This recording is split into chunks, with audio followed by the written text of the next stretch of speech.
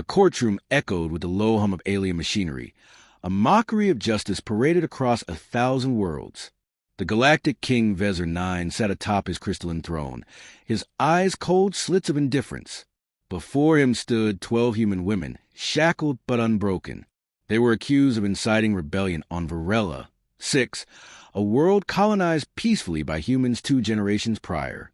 Their crime, as declared by the royal decree, was insubordination against a galactic order, a catch-all term for resisting systemic abuse, forced labor, and the selling of their children to integration academies. Their leader, Dr. Alira Jansen, a former geneticist turned civil rights advocate, stood tall. When asked for a final statement, she didn't beg. She looked directly at the king, unwavering. "If you do this," she said, "humanity will remember." The king laughed. "Let them." Across the galaxy, humans watched in horror as the sentence was carried out. The hanging was live-streamed across galactic channels. One by one, the women were executed, their bodies swaying on anti-grav nooses as alien elites sipped nectar and clapped. One was visibly pregnant. One cried for her son. One looked into the camera and said, "Earth, forgive us." In that moment, something shifted. Billions of humans across the Terran sphere fell silent. On Mars, mining drills halted mid-bore. On Europa, children turned away from their schooling displays. On Earth, every screen went black at once. There were no riots, no speeches, no retaliation, just silence. The Galactic Council interpreted it as defeat, an emotional species, crushed by the weight of their own compassion. The king used the silence as proof of humanity's fragility. In the days that followed, he gave interviews, boasting that Earth has learned its place. Alien pundits discussed the death of Terran pride. They were never built for true governance, one anchor said. Too reactive, too moralistic. But in human space, diplomacy ended. Ambassadors were recalled without comment. Trade halted. Communication channels to galactic servers went dark. Stations once bustling with interstellar commerce became ghostly, still-silent monuments. And beneath the silence, the gears of war began to turn. The Human Federation's Emergency Council met in secure chambers shielded from all foreign surveillance. It took them 38 minutes to achieve consensus. This was not a declaration of war. It was an acknowledgement that war had already begun. Within hours, all human colonies activated Contingency Protocol 0, full war readiness. Civilian transports were redirected for evacuation drills. Orbital factories retooled for fleet-scale production. Universities canceled classes and rerouted computing power to encrypted military research. Nobody protested. Nobody questioned. On Proxima Centauri B, Admiral Keen of the Blackwave Division issued a single command: commence Eclipse-level Ghost Ops. Human stealth ships disappeared from galactic registries. Even the most advanced alien sensors failed to track their quantum-sheathed trails. Blackwave agents began removing key pieces from the galactic chessboard. An alien shipmaster involved in the execution vanished from his villa, his home left untouched except for a Terran coin placed on his pillow. The next day, an asteroid was discovered veering into his planet's upper atmosphere. It bore no human signature. It needed none. At the galactic center, observers started noticing anomalies. Ancient human signals, once encrypted and discarded, now pulsed in forgotten frequencies. A Terran AI probe circled a black hole that hadn't been charted in 200 years. When approached, it broadcast a message on all channels. "We do not forget."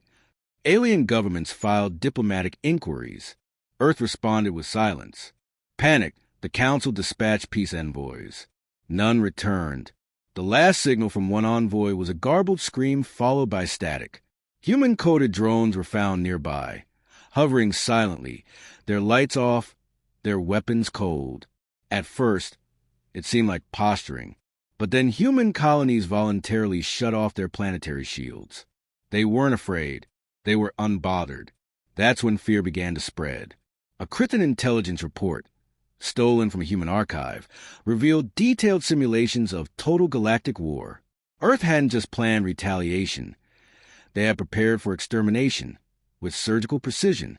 Their models accounted for every alliance, countermeasure, and contingency. The report concluded with a line translated as, "The only unknown is how much mercy we choose to leave." The king ignored the signs.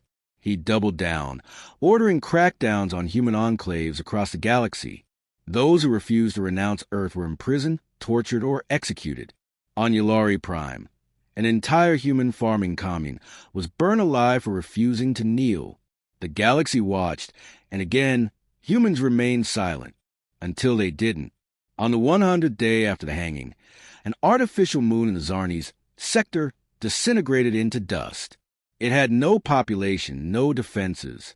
It had only served one purpose. It housed the primary communication relays for 6 sectors. Its loss through the region into blackout. Human code was detected just long enough to hear one message. This was mercy. The galaxy still hoped for peace. A renowned historian begged the council to study Terran wars. Their pattern is silence and extinction, he warned. They do not retaliate in anger. They eliminate threats entirely. The council dismissed him. The king called him a fearmonger. If Earth wanted war, they would have said so. But Earth had said so, in silence, in stillness, in the absence of commerce and communication. They had spoken louder than any fleet. Meanwhile, a dozen more outposts vanished. No energy signatures. No escape pods. No wreckage. Just data erased, location scrubbed, void where life had once existed. The pattern was clear. Each outpost targeted had a link to the executions. A leak finally revealed a Terran classified directive, Operation Eidolon. Its objective: erasure of all participants in the judicial murder of the 12 human women. No trials, no appeals, only certainty. Panic took root. Alien citizens fled worlds that once laughed at Earth. Propaganda turned into pleas. "Let's apologize," one alien leader begged. But Earth remained silent. The king ordered the mobilization of his fleet. It was the largest in known galactic history. 50,000 ships strong. He sent them to surround Terran space. But when they arrived, they found nothing. Just empty void. No border. No resistance. Then the screams began. Ships vanished mid-formation. Communications jammed by invisible pulses. The human fleet never appeared. It didn't need to. Earth had made the galaxy fight shadows and lose. On day 130, a lone shuttle drifted into the capital's orbit. It was allowed entry, seen as a surrender envoy. It docked quietly. Its only passenger, a synthetic drone bearing a hollow recording. The king watched. It was a recording of the 12 women. Each clip showed them alive, smiling, holding hands, dancing with children. Then the screen faded to black. A human voice followed. They were not soldiers. They were not threats. They were warnings. You chose to ignore them. The message ended. A list of targets followed. Names, coordinates, executioners, officers, judges. And the final line, "We are coming," across the galaxy. The countdown ticked lower with each passing hour. Alien networks scrambled to intercept communications, but human code had evolved beyond decryption. No threats were issued. No armies declared their intent.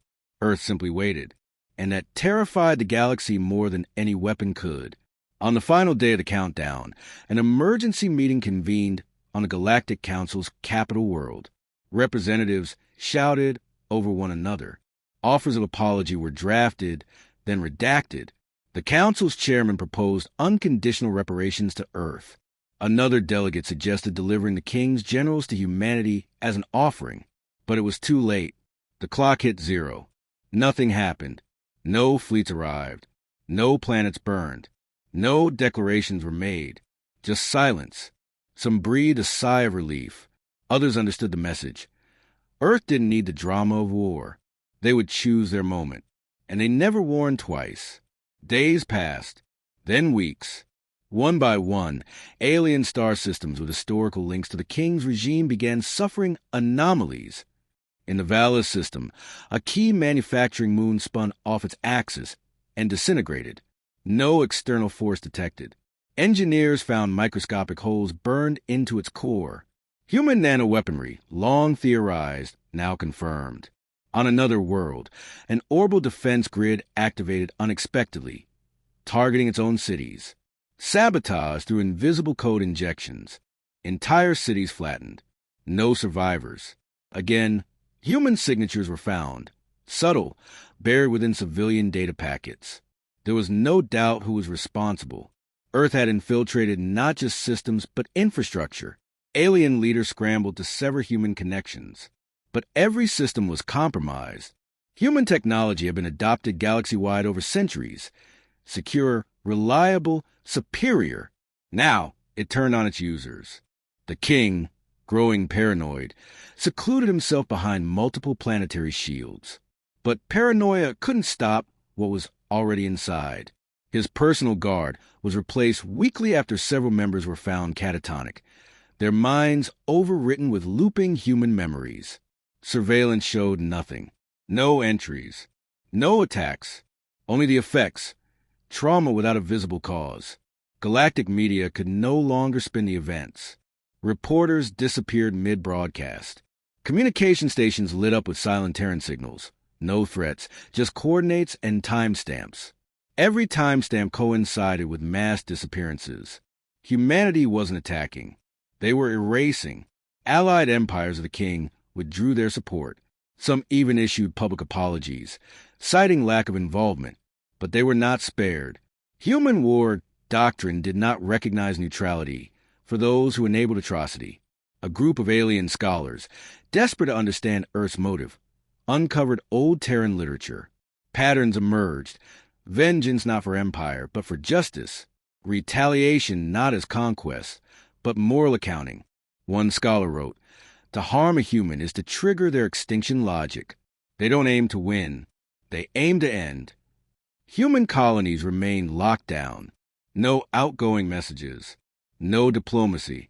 Their people worked in unison. Weapons of unknown classification left orbit silently. Probes began appearing near enemy strongholds. They did not broadcast. They simply watched. Waiting. A renowned military analyst presented a report to the council. He theorized that humanity was engaging in psychological warfare at a scale never before seen.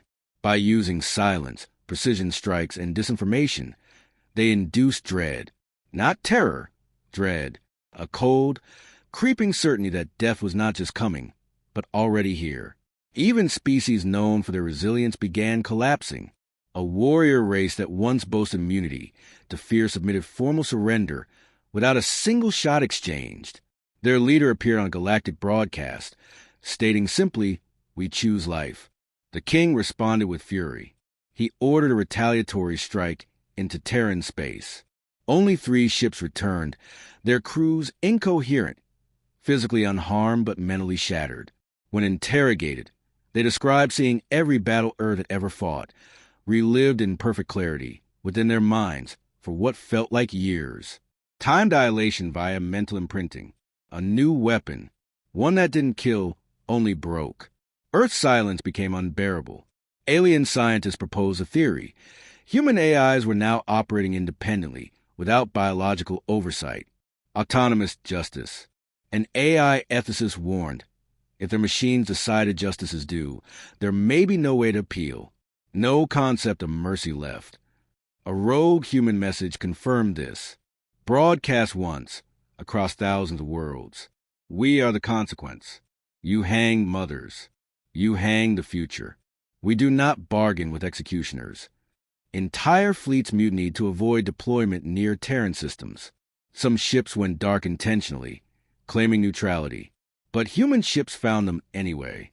A fleet of refugee vessels carrying thousands of deserters were guided safely out of conflict zones, escorted by Terran drones that never spoke, never threatened, only watched. Earth distinguished between the guilty and the fearful. That made them more terrifying. This wasn't genocide. This was justice on a cosmic scale. Cold, calculated, surgical. The king grew desperate. He offered open trials for the executioners. Promised reparations. Humanity gave no reply. Then, without fanfare, the first of the guilty stood trial, not in alien courts, but in Terran ones. Broadcast across the galaxy, a floating tribunal in neutral space, tried a former judge who sentenced the 12 women. The evidence was irrefutable. Witnesses, records, confessions. He was found guilty. His punishment was not death. It was exile to a human penal world, a barren rock where he would live alone, under surveillance, with only the memories of what he had done, a fate worse than death. Humanity was not executing vengeance in blood. They were enforcing legacy, each punishment tailored. Each sentence carried weight. Every guilty soul found. None escaped. Another trial followed. A general, then a security minister, then a foreign ambassador who stood by in silence, all brought before the tribunal of 12, named in honor of the women hanged. Each verdict sent waves of panic through the ruling elite. The king's advisors began to vanish, not killed, removed, their offices left undisturbed, their records wiped, their legacies unmade. Earth wasn't hunting them. They were unexisting them. Then the true scale of Earth's reach became known. A galactic black archive, assumed mythical, was breached. It contained files on every ruling government, secret wars, forbidden tech. Human operatives dumped it all into the galactic net. Within hours, civilizations imploded from internal scandal. Earth used truth as a weapon. Entire empires fell without a single missile launched. The king, isolated and humiliated, tried to surrender. He broadcast an apology, offered abdication, demanded a ceasefire. But no reply came, because humanity had never declared war. This wasn't a conflict. It was consequence. And the galaxy finally understood Earth didn't seek power. They didn't want territory. They wanted memory. The memory of injustice seared into the stars. A reminder etched into galactic history that justice delayed would never again be justice denied. A final transmission reached every system simultaneously. 12 faces appeared. Holographic renderings of the executed women. They smiled. Behind them, Earth's flag shimmered against the voice. The silence broke with the arrival of the first wave. Not a fleet, not an army. A single object entered the Galactic King's orbit. A relic-class kinetic rod, 30 meters of solid tungsten, untraceable, unstoppable. It struck one of the king's orbital palaces with pinpoint precision, vaporizing the structure and the 10 high officials within it. There was no broadcast, no declaration, no admission. Earth had begun the purge. Within moments, a dozen other rods fell across the king's homeworld, each aimed at power stations, command hubs, intelligence nexuses. There were no civilian casualties. The strikes were too perfect. Terran orbital targeting systems, once theorized to be myth, had become very real. The king's defenses never even activated. The war, when it came, did not roar. It whispered. Across the stars, human fleets emerged. They did not follow standard space-time vectors. They bent physics, folding across gravity contours no one else could navigate. These ships bore no emblems, no broadcasts. They arrived, performed surgical strikes, and disappeared again. On every planet complicit in the hanging, the same sequence repeated. Identification, extraction, judgment. Judges, officers, informants, all removed.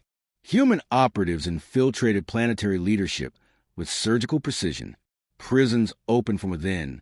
Victims of the king's regime were liberated, but not weaponized. They were healed. Earth sought no slaves, only closure.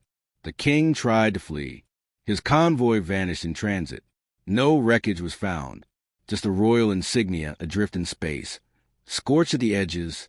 Human code was embedded into the metal. Justice passed. With the king gone, command collapsed. Loyalist admirals surrendered. Others defected. But Earth was not interested in rulership. It offered no deals, no governance, no conditions. Its only demand was memory. Every capital across the galaxy received identical archives, undeniable proof of the crimes committed by the king's order. Earth forced them to face the truth, not under threat, but under weight. Terran envoys reappeared not in person, but through unhackable transmissions. They spoke not of war, but legacy. Each envoy recited the names of the 12 women.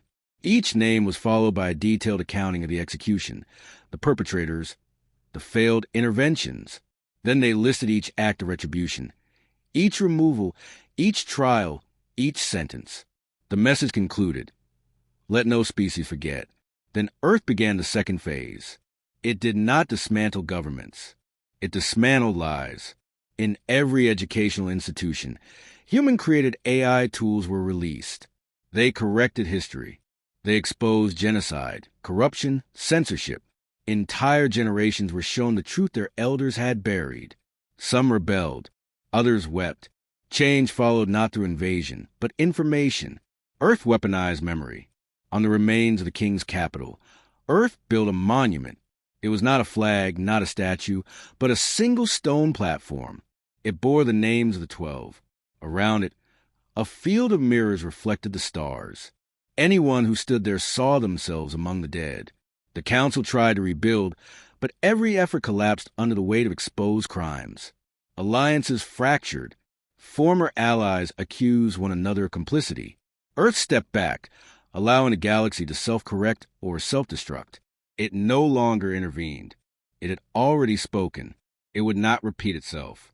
Alien species began to study Terran principles, not their war doctrines, but their justice systems, their ethics, their refusal to forget. Some cultures abolished capital punishment. Others rewrote governance models based on Terran philosophy. A few worshipped the 12 as saints. Earth denied deification. It insisted they were not gods. They were warnings. The galaxy entered a new era, not ruled by Earth, but shaped by its silence. Fear lingered, but so did respect. Humanity had not expanded its territory. It had not demanded tribute. It had asked only one thing. Remember what was done. Human fleets returned home. Defense remained active, but Earth faded from daily politics. It sent no diplomats, only historians. It signed no treaties, only witness logs. The Terran sphere became sacred ground, not for conquest, but reflection. One by one, other worlds built their own memorials. They did not celebrate war. They commemorated accountability. Children were taught the story of the 12 not as martyrs, but as mirrors, a symbol of what silence cost, of what justice required. Eventually, the last war criminal was found, an aging informant living under an alias on a distant colony. He was brought before the tribunal of 12. His trial lasted 7 minutes. His sentence, remembrance. He would serve in a human archive, cataloging testimonies of those harmed by the regime he served. He did not protest. He only asked, "Why didn't you kill me?" The tribunal responded, "You don't get to escape history. You live it." With that, the mission concluded. Earth sent one final message to the galaxy. It was brief. There were no names, no threats, just one sentence.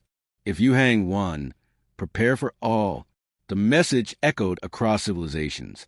It was carved into stone, encoded into starlight, whispered through generations. Earth became a myth not because of its strength, but because of its resolve. No empire dared test it again.